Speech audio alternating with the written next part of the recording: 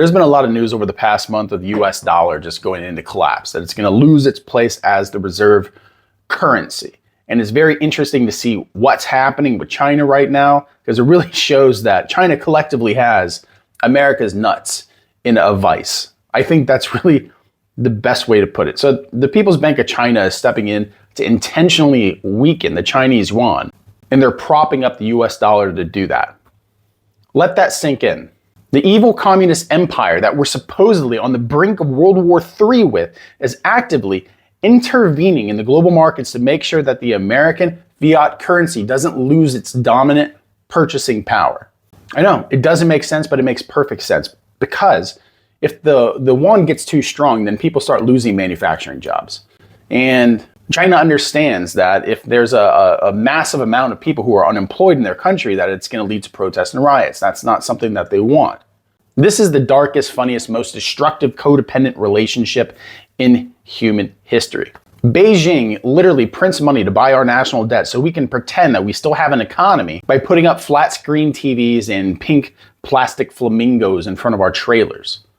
Americans rack up huge amounts of credit card debt every year to buy this crap that they don't need. Now, the manufacturers who actually make this, they're all in China.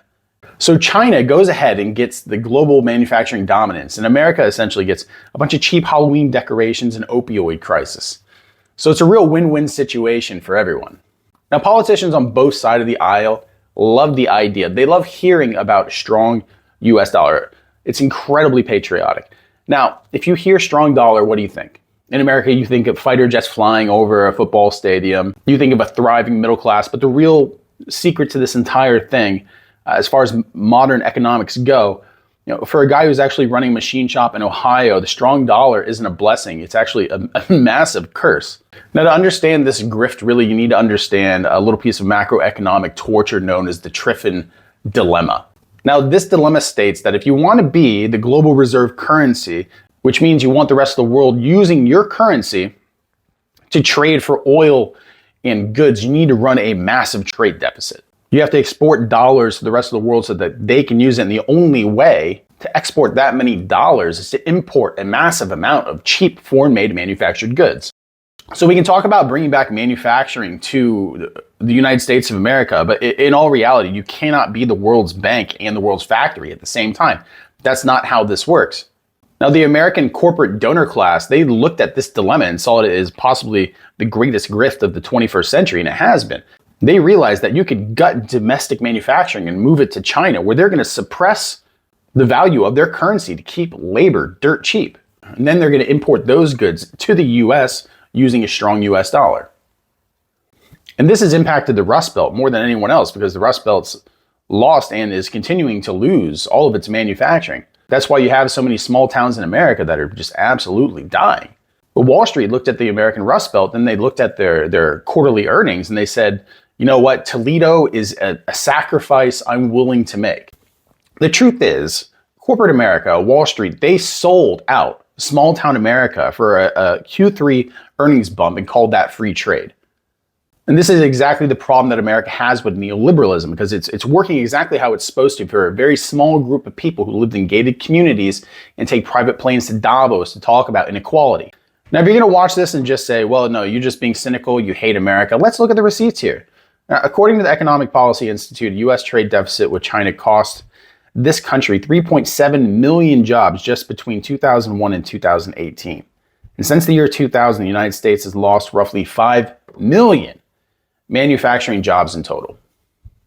Now, you'll hear Silicon Valley tech bros, and you're going to hear think tanks say that it wasn't actually trade that killed those jobs, automation did. But that's absolute bullshit, and we all know that. Germany has automation. Japan has automation. The difference between those two countries and our country is they didn't absolutely hollow out their industrial base. Only the United States decided to run multi-trillion-dollar trade deficits and liquidate the working class so that a hedge fund manager could go ahead and buy his third yacht. It's absolute bullshit. If you want a historical parallel on this, just look at the British Empire before it collapsed, the late 19th century, early 20th century. Honestly, Britain just kind of decided it was tired of making things. It had a massive empire and just decided to import all its goods. So they hollowed out their own domestic industries and really prioritized the financial sector in the city of London. They may have become the bankers of the world, but when World War I hit, they looked around and realized that they import everything in that country just to survive. That's us right now. America doesn't have anything that's real that the world needs, genuinely, right? We're a nation of life coaches and app developers. We're a nation of mid-level managers who are optimizing the supply chain of stuff that we don't actually make here. So if a real war actually breaks out, if China invades Taiwan, right? If things actually pop off with Iran and Russia and China get involved, we're going to look at the strategic reserve in America, and what's that going to be? Uber drivers and Funko Pops. That's pretty much it. And that brings us back to the cost of living crisis that you face every time you walk outside the door, because you can't have a thriving economy. You can't have a successful small business when the entire structural advantage of the global economy just goes to multinational mega corporations utilizing suppressed foreign currencies.